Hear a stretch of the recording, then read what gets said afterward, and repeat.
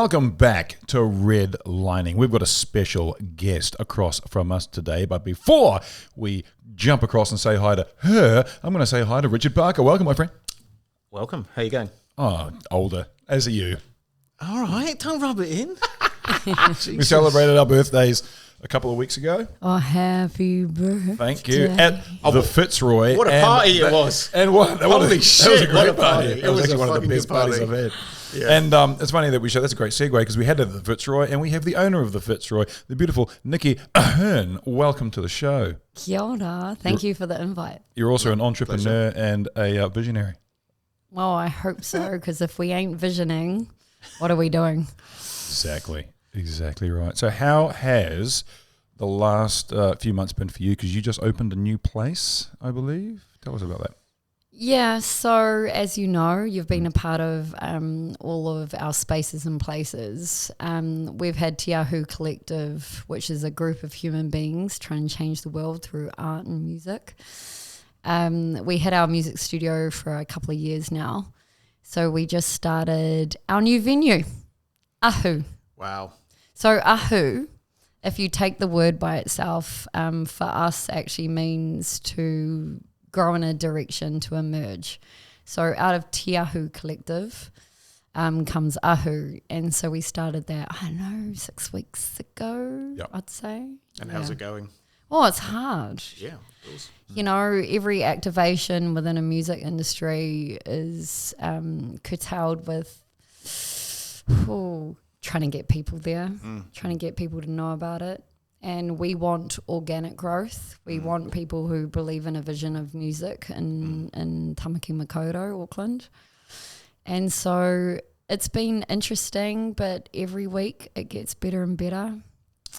We've had some really beautiful people come through and support it.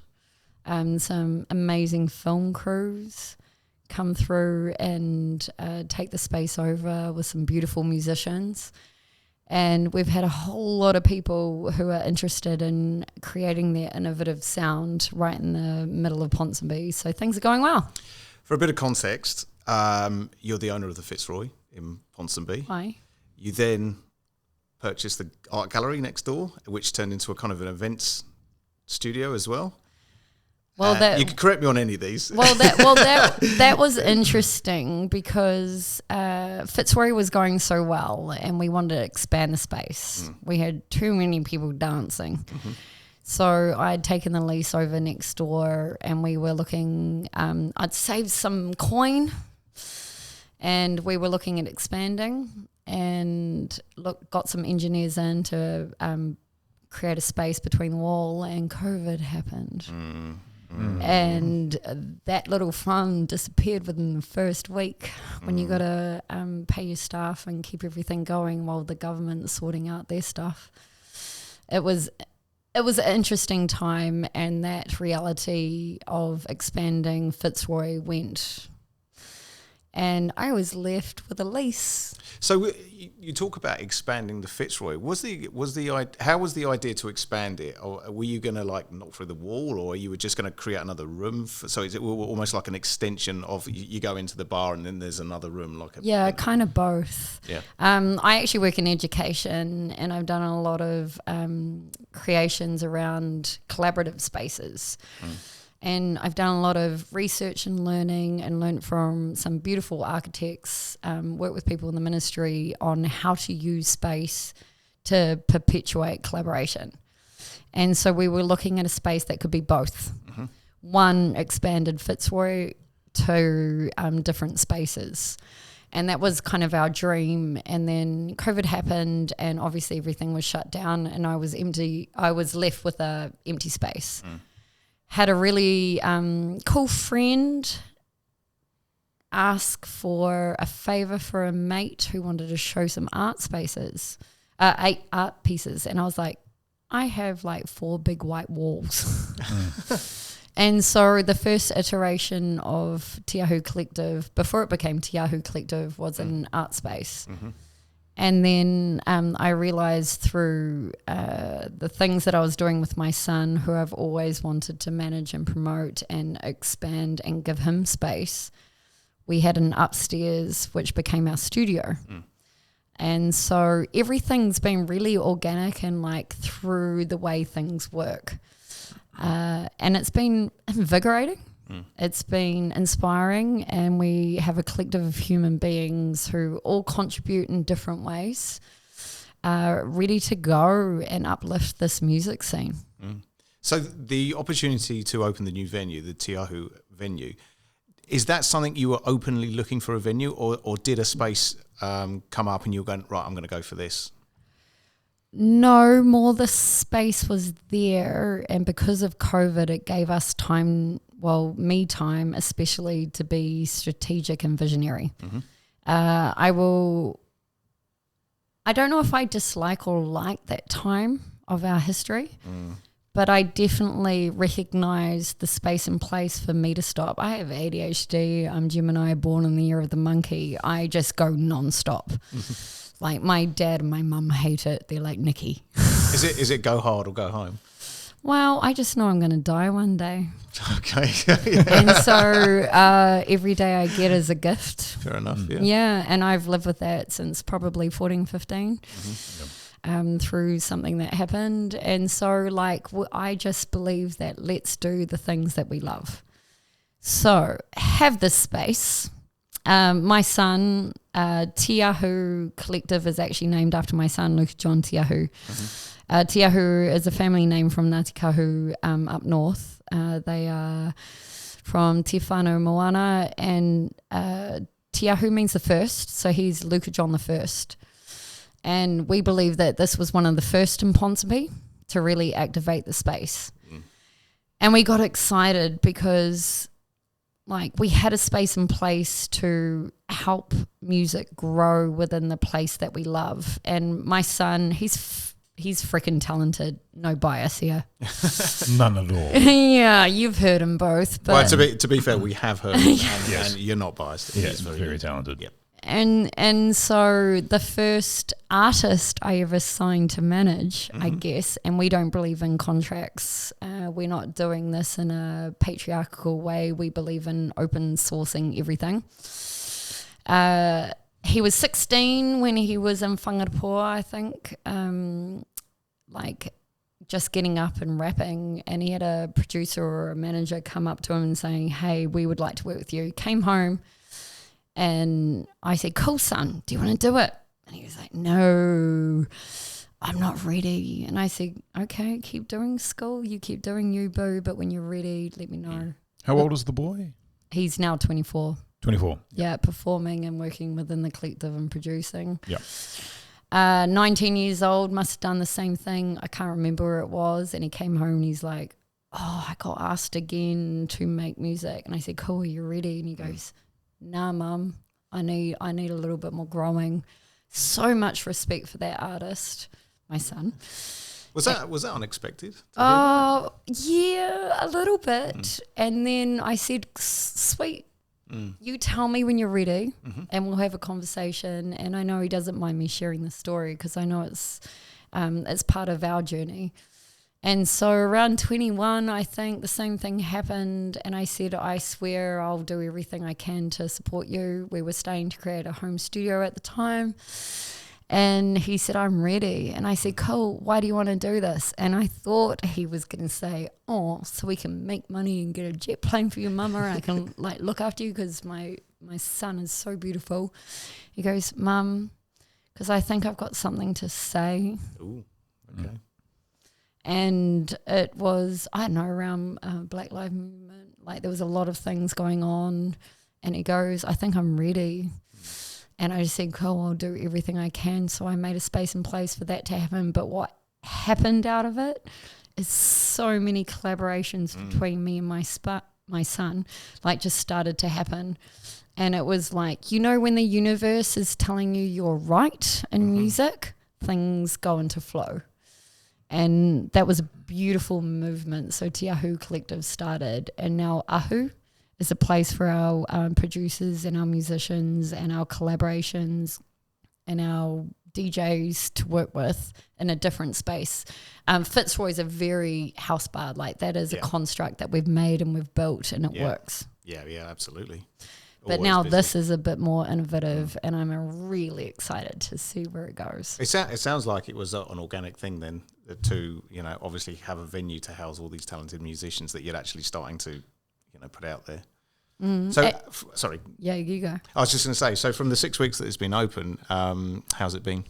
Hard, like Rachel Hunter said this, nothing happens overnight. Yep. But it does happen. But it Was she does talking happen. to Rod Stewart? Yeah. Rod, give me a call, mate. But I don't know. You've got to have a lot of resilience and tenacity to start anything like this. And I just keep seeing the vision of what we're trying to do. We're trying to create a space and place for artists to grow. And that's what Ahu is about. Our, what do you call it? Our taonga is like harakiki, and we've got a te taniwha room, right? Which is the back room, which is secret. Shall I not? I shouldn't talk about that.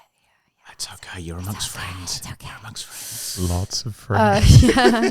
Well, friends that are listening because you want to uplift music. Yeah. So I'll say it.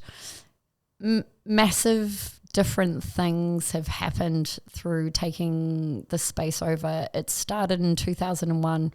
Here's a really weird story. I actually booked that space out for my going away party to Japan Oh, okay. back in 2001. Well, okay. Took it Sorry, over. Ahu? Well, What it used is to be now Ahu? called Yeah. Bardi Bats, which was the first iteration 24 years ago. That's a great name. Yeah, Jeremy Bardi from Bats. Grand Central. Yeah, like we all know, well, those our age Yep. know that space. Yep. But I had booked it for a going away party, and Luca was 2 years old, running around, and now he's managing and performing there. Wow. Okay. But I saw the vision of it, and over the last, 22 years, there's been so many iterations of what that space has been, and I feel that the last, 5 to 10 years hasn't been around music, and so I'm the first one to go, nah, this space is about music.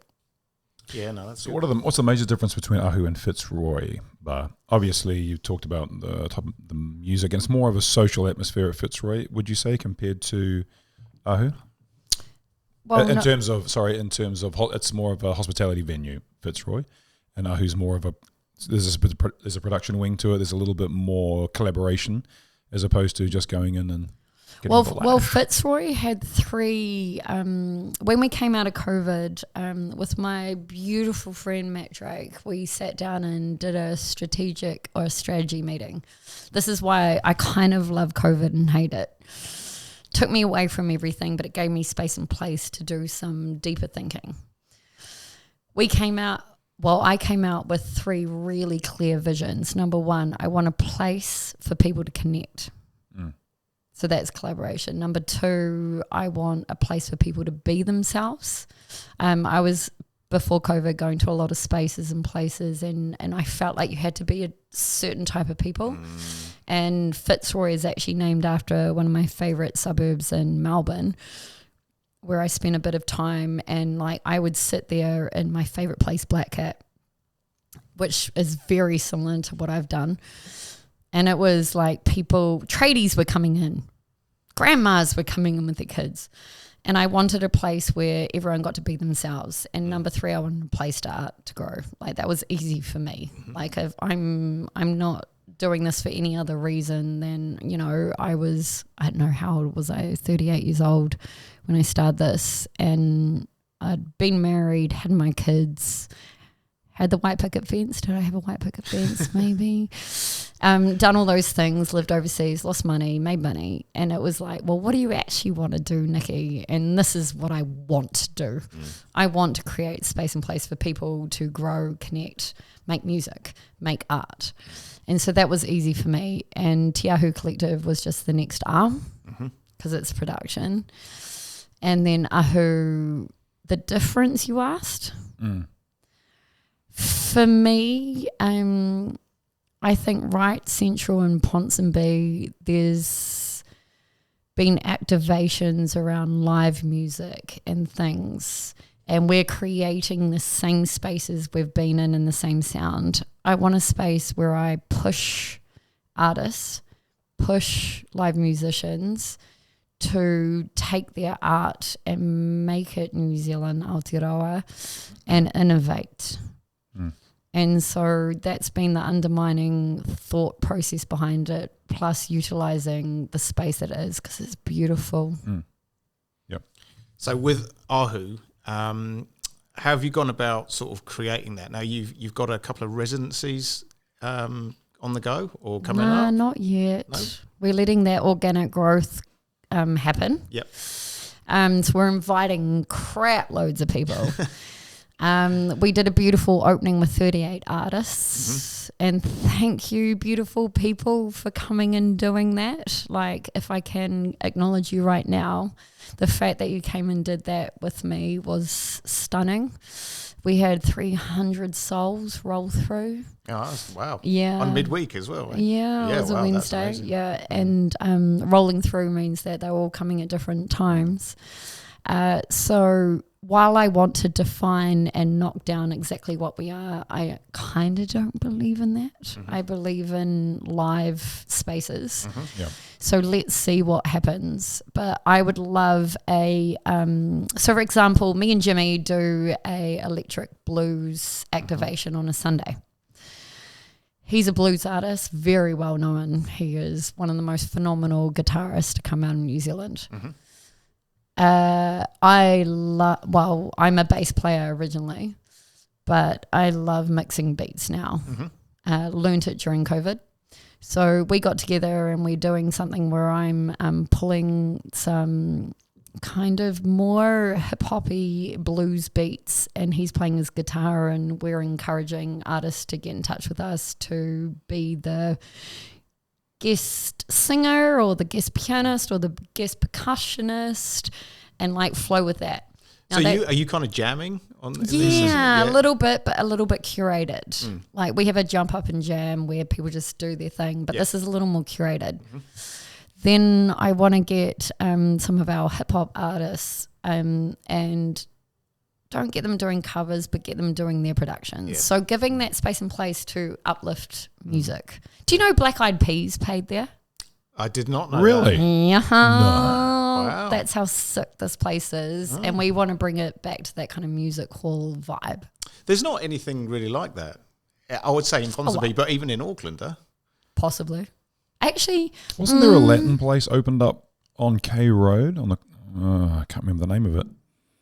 But it's more like a big square, and that opened. I haven't been myself. But what I mean by that is like that there's venues that do live acts and bands, but not in a collaborative way like Ahu does, and invites local talent to kind of be creative.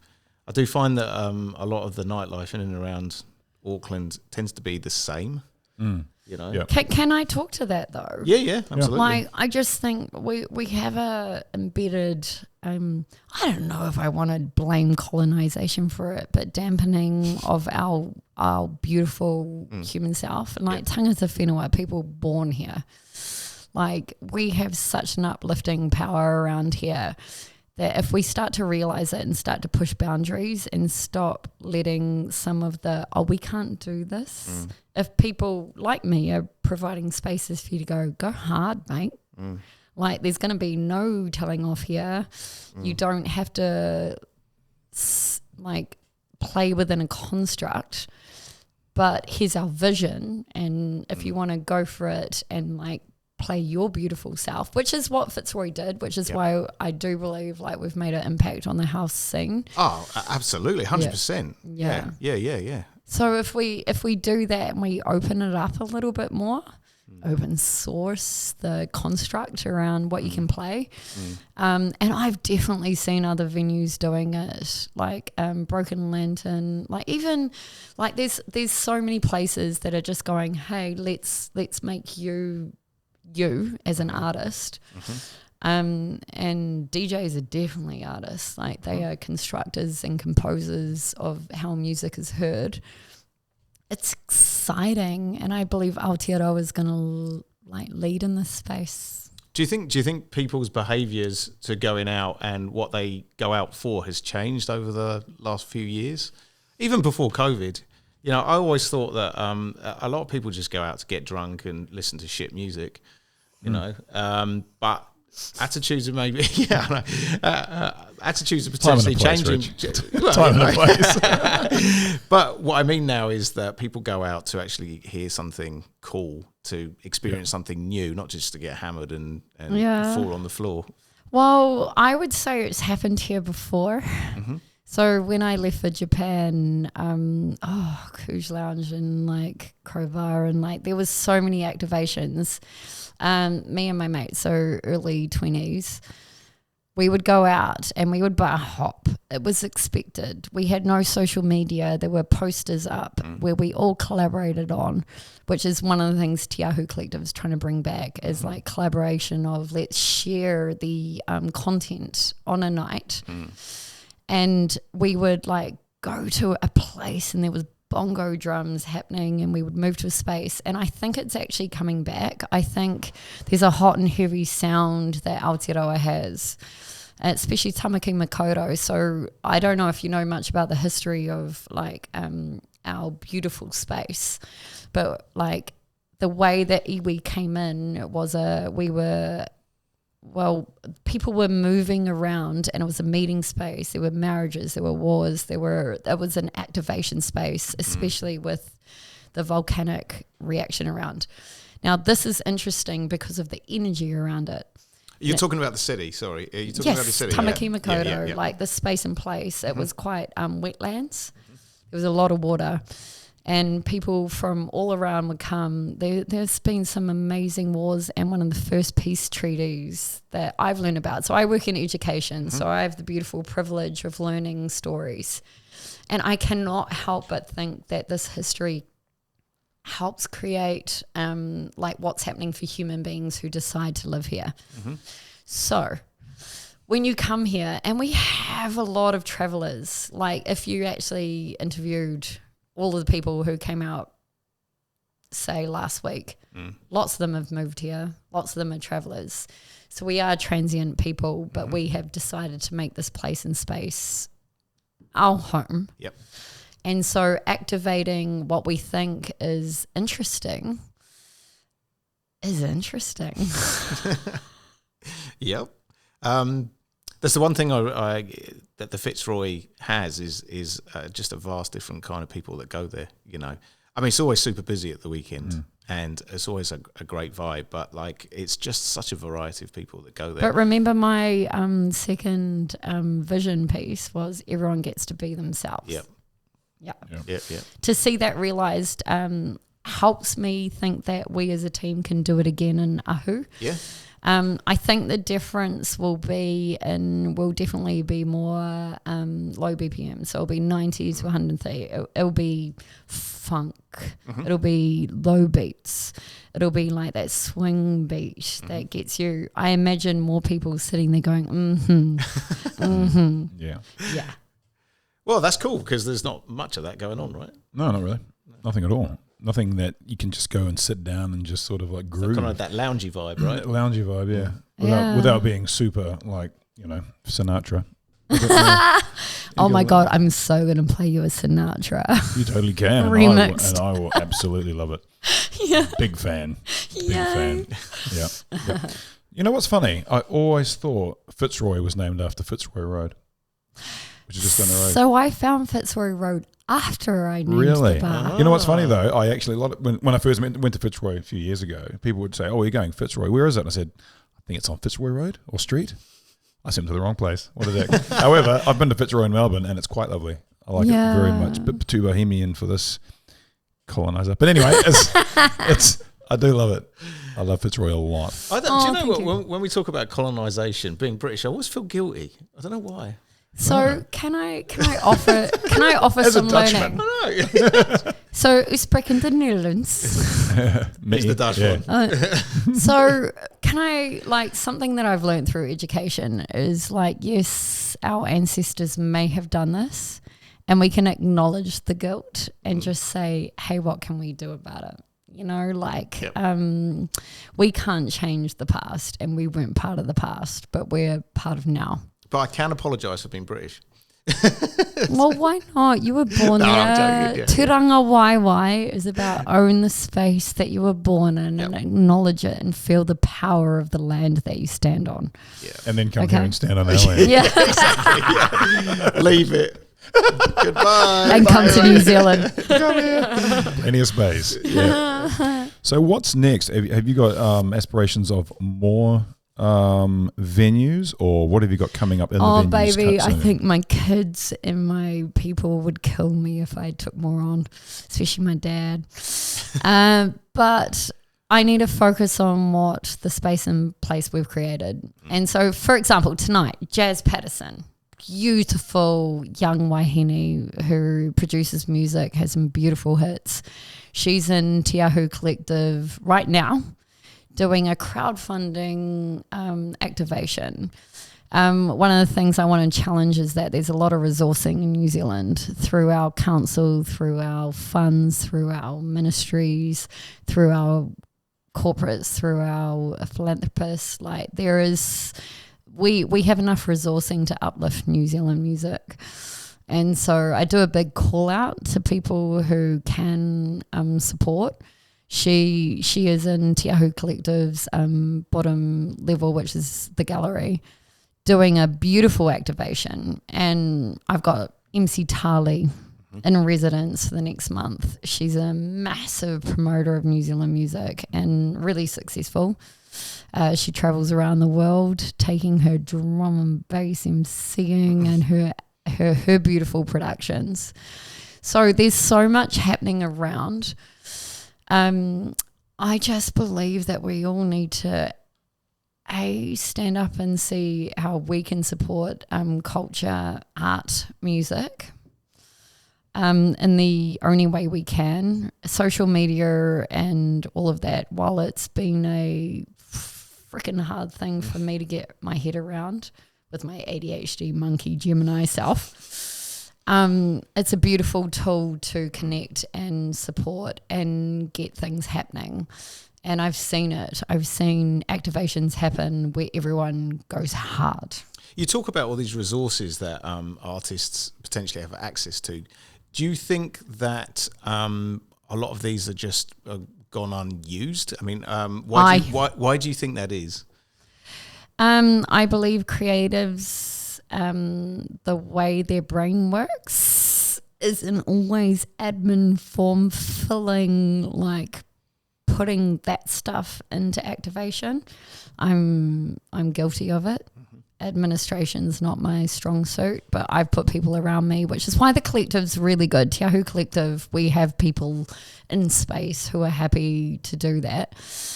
I just don't think, I think we are so involved in our brain and our creations that we don't look outwards to use the resource that's in New Zealand to activate and sustain. So Te Ahu Collective has two values. Number one is collaboration. We don't talk about competition. We will not take another human being down or try and steal stuff. We are not competitive. We're about collaboration. Number two, sustainability. We don't talk about making profit. We talk about how do we sustain our lives. And that's a different way of seeing a very democratic capitalist society that we are currently in. But I see the activations. So if there was an artist that was, struggling for kind of sponsorship or funding or just general help, they should get in contact with Te Ahu. 100%.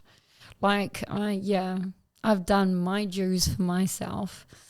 I ain't made no money out of this, but I'll give my time and my effort and I'll hook them up with people that are right for them, because I don't know, what are we here to do but make music? Do you think there's a fear of rejection from a lot of artists? Oh yeah, hell yeah.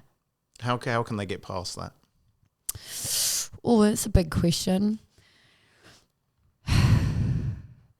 Knowing where you stand, te ranga waiwai, which is a massive concept of mātauranga Māori, like knowing that you belong to this land, that you've chosen this land, and feeling the energy from the land and taking out the peripheral I call it cobwebs, the things that come into you, and actually being very, very strong in your vision. What do you want? And then identifying the spaces and places that will help you, and going for it. Like anybody can Google search. It's not hard, but we get caught up with different spaces and places. But yeah, I guess my call out is we've all got the capacity and capability to do this. We just got to work at it. It takes practice. My first request for funding got denied. Still working on it. I've put all of my own energy into this. And so we just keep working on it because I ain't giving up. Do you think there's a case of some people going, look, it's just not worth applying for funding or filling out these forms because I just won't get it? It's worth it, right? Well, then I just say, how hard do you want it? Yeah, good point, yeah. Yeah, like what's your music for? If you want to make impact, like do everything you can and try again. I don't know, like if you look at history and the people who wanted their books published or the people who wanted their playwrights created or the people who wanted their movies made, nobody got it first time. So New Zealand, we got this. Yeah. Like we've got tenacity. We just got a tall poppy syndrome, which we lack confidence in ourselves. And that's because, I could give the reason for that and I won't. But like, we've got this. We just got to like get up every day and go, well, who knows if we got tomorrow? Let's try. Live for today. Meow. But there is an element of a lot of hard work that comes with it, though. I mean, it is possible to.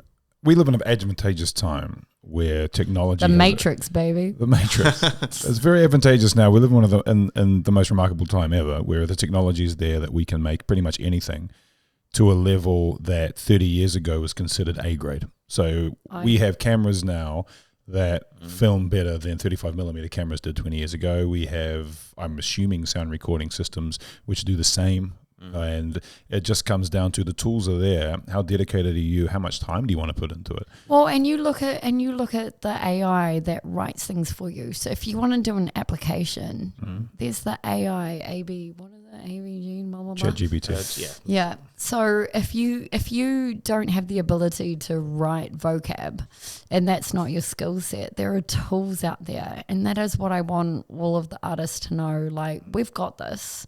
And I actually believe art, education, music is going to change the world because religion and freaking politics ain't doing it. I've got 3,000 years of evidence to show you that it's not helping. And I'm a big believer in that. I really believe in that. And so we're the ones to start making this happen. Absolutely. Upstairs in the Fitzroy, you've got a lot of facilities for musicians to come in and use, right? So you've got a recording studio, you've got a sequencer to compose music, and you've got a space for performing. Do you encourage artists to come in and use that? 100%. Like, yes, just get in contact with us. We've got Kiora at Te Ahu Collective.com. I've got a beautiful team who we've invested in to support people getting in touch with us. It's hard work. We're a very small team for the size of the people that we talk to, and just keep getting in contact with us. Do you get a lot of inquiries? Oh, yeah. Yeah, it's beautiful. Yeah. It's beautiful. I'm so excited about what the next decade's going to see for New Zealand. And do you get a lot of people inquiring with something really unique that you're like, wow, that sounds amazing. I've not even think. That's going to be brilliant. And so you also do, I should follow on for that, you also do a showcase for new artists called the Te Ahu Showcase, which we actually did a video on. If you head to our Redlining YouTube channel, you'll find a video there. How often is that, and is there one coming up soon? Yes, so we do 2 a year. We've been busy creating Ahu, our new venue. So we're thinking about the later months of winter. Yep. Is our first one, and then one just before the big summer season.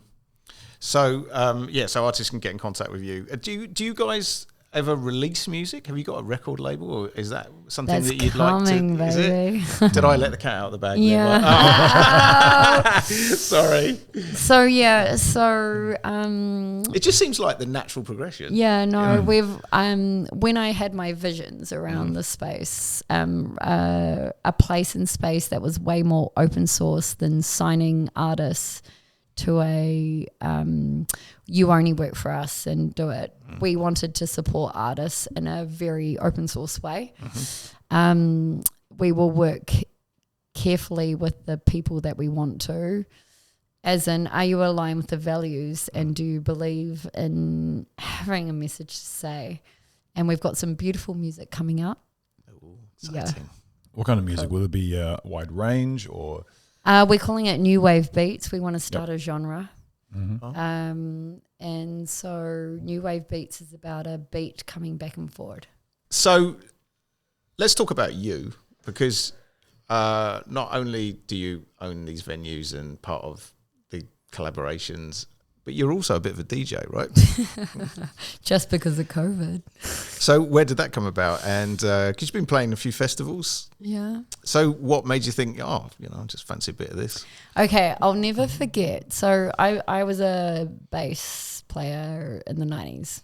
Had a band, the beautiful group of guys from a college. Called? Penance. Oh yeah. What kind of tunes did you play? What kind of sounds? Smashing Pumpkins and okay. Tool. So a bit sort of grungy. Yeah, cool. I was quite rock grungy. Yeah, nice. We played originals.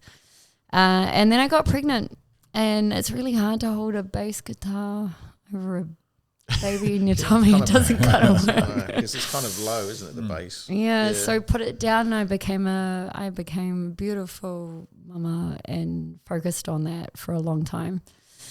And so what happened is come out, start my venue, and I'll never forget one of my best mates, Lydia Watson, amazing DJ, international DJ now. We'd been in Ibiza. We did a tour, we did a bit of a tour around Europe for a month, and we were just like, shit, that's cool.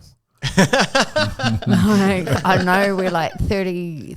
I was 36. When was this? I don't know. I was 36. She was 34. So anyway, we do this tour. Come back. She wants to be a DJ. I want to start a bar.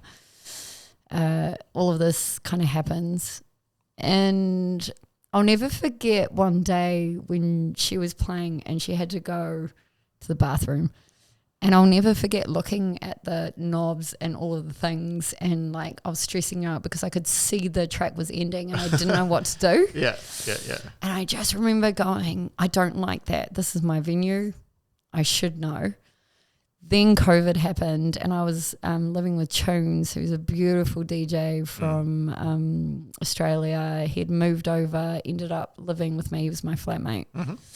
And he, during the first lockdown, had set up his CDJs in the lounge, and he was doing a live stream every day at midday. I was like, well, I got time. Can you teach me how to use this? So he taught me, and he has a phenomenal way of DJing because he doesn't DJ with headphones. Mm-hmm. So I learned with no headphones, CDJs, I think they were 1000s. Yep. And so not a lot of waveform.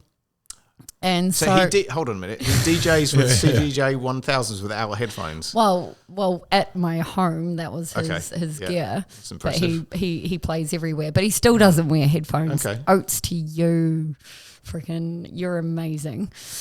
So anyway, so he teaches me that because I was just like, hey, I want to learn these knobs. What does it mean? Mm. And for me, I've seen a lot of, my uncle's amazing. He has Parachute Productions. So I grew up around musicians and things. And I had a little sense of how you use this. As soon as you get it, you get it. Mm. And so through lockdown, I did it. And I started playing in Fitzroy, but I'll never forget. Thank you, Andy Van from Electric Orange, for giving me my first gig out Whitwards. But anyway, I turned up and I was only putting music on streaming on my computer. Turn up to beautiful, Fantail and Turtle in Takapuna. Oh, yeah. Well, the internet went down. Oh, no. Yeah, rookie mistake. Realize you got to have your USBs, realize the respect. And I had a beautiful person, can't remember who it is, thank you whoever it was, who said, pay for your music. Take that download, own that music and do what you want with it. And so I just started curating my own stuff. And yeah, Nixon was born. Nikki meets Vixen. Nixon. And I don't play out often because I'm too busy with my own venues, but I love it. How would you describe your style? What I get booked for? No, my style is versatile. I love playing hip hop, love playing drum and bass, but what I get booked for mostly is like a vocal hip hop, down tempo, well, sassy, sexy shit. Nice. Which probably reflects me. Sure, that's exactly what I was thinking. That's pretty cool. Yeah, I love it, and I wish I had more time for it. And but like, yeah, it's just honestly, it's like composing, eh? So that's what I felt the difference from taking from piano to bass to like what we do now. It's like composing, and I see the future of music, and I see where technology is going to advance, and I can see that it becomes more composing, like utilizing sounds and how you mix it. So it's exciting. So is it something you're going to, I guess, time dependent, something you'll carry on pursuing? Depends if you get booked, I guess. Well, I'm doing electric blues at the moment. Oh, yep. So I'm playing around with blues music. That moves me. The soul and the sound and blues blows me away. That's I have to say that sounds really unique. A nice combination between blues and electronic music. I mean, yeah. That sounds cool. I think. Well, I see you next Sunday then, bro. Someday. At a wedding reception near you. Isn't it where they all start? They all go there first. Don't they? What was going on in the Fitzroy the other day in the place next door in the art gallery when we had our birthdays? There was a gig going on. Was it a 21st or something? Possibly. Like we let everybody use that community centre. Yeah. How does it ever expand as part of the Fitzroy, the bar? Because I just say that because every time I've been there, it hasn't been. It's been something else. We're like Tunes, the guy I live with. He does this amazing activation where it's like 4 stages. So he does a kind of like stage right up in the office studio. He does a stage in the second level of our studio. Yeah. He does a stage downstairs and a stage at Fitzroy. So that's probably the biggest activation we've had. Yeah. But this is the thing. We're open to anything, you know, just work within the construct that everyone gets to be themselves. People get to connect and grow art. And Do you believe in the educational purpose of music? So learning from other people's styles and that sort of thing and bringing it together and collaborating in that way? I'm just imagining death metal coming in and mixing it with you guys. Oh, that's making me excited. Yeah. Like even you thinking about that, like there's no reason. So my youngest is 16. They who don't identify as male or female or change it up and are very fluid, works within a musical construct. Sorry, who? My youngest, Deja, now called Jay. She, they, he works at a school that is very open to music openness. And honestly, the stuff that she gives me is so different to what me and you two would hear. And the innovation of our younger generations is going to blow us away. Like literally blow us away. Yeah. Like it's just not mishmash. It's like there's some real curation around innovative beats and ways of producing music, and especially the alignment with visualization. Like technology is going so fast, mates. Like we're sitting here talking about music, but it's going to happen faster than we can think. Yeah. So I mean, the visual thing sort of goes hand in hand, right? You know, like most sort of shows and festivals now have some kind of visual thing going on. Visual thing's a big part of it. Tells a story, in my opinion. Of visualization. Okay. So worked with a guy, Dan Mellors. So he's activated an underground warehouse for years and is a good friend of mine. Comes out and he starts working with the upstairs windows of Ahu for our activation. Mm-hmm. He's building AI that not only activates what senses they can get from people and what they're activating. Like, I can't even begin, like that would be another podcast of getting into where visualization's going. But the merging of senses, data, the thing that's on you that gives information, like it's going to be phenomenal, and it's going to be exponentially like happening fast. And one of the things that I'm super interested in is holograms, and like how holograms, like how they're going to actually help people sense what they're seeing instead of it just being a humanity construct. Like how light and sensors and activations are going to start putting that through clubs, and that's exciting me. Fuck, even by you saying that sounds it's mind blowing. It's exciting. I've seen some of those holo shows where like the visuals are literally just coming out. So it's this immersive experience, right? And it's not just immersive visually. It's kind of that 4D immersive experience. Oh, fuck 4D. Let's go 7D. Let's go 7D. Let's go 8D. Sounds like a bra size.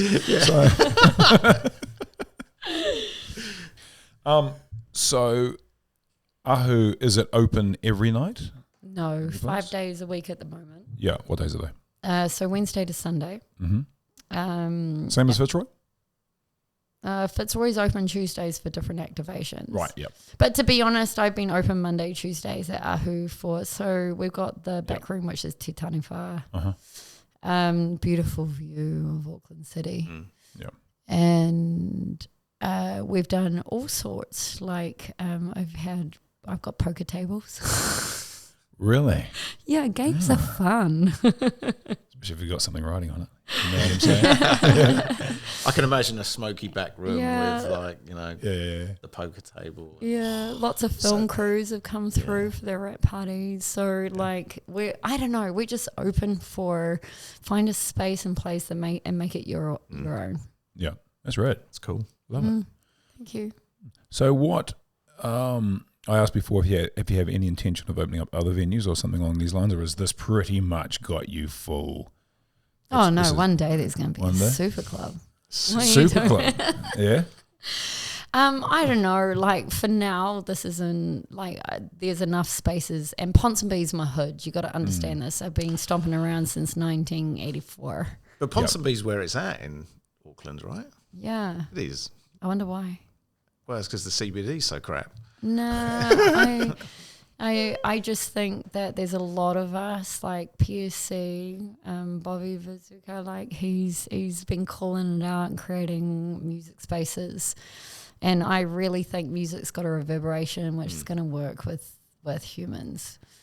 And so I think we definitely saw an activation around Britomart in 1885. Like call out to all the beautiful people who did that. Oh, Sam Lovely, thank you. Yeah. Like there was so much activation around there. I think COVID hit that hard, and winter hits it hard. But do you know what? Let's not put a district above anything else. We're all here to uplift New Zealand music, and let's support it.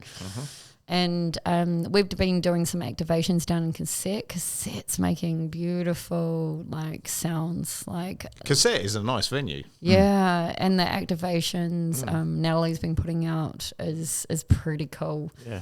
Mothership is another one. Mothership. Yeah, Andy's been doing amazing down there. Like there's so many beautiful activations that are happening around. So let's not take away from anything. Let's just uplift it all, because do you know what? We want anyone on our shores dropping down to go, this is a beautiful place to hear music and innovative music. Yeah. Yep, for sure. What a beautiful way to wrap this baby up. Yeah. Thank you so much, Nikki, for coming in. My Everywhere's pleasure. beautiful, but Ponsonby's definitely the best. I'm saying it like it is. Where can people find you on social media if you... Okay, so if you want to go to our new venue, it's Ahu Aotearoa on all socials. If you want to get in touch with us, just message us on kiora@teahu-collective.com.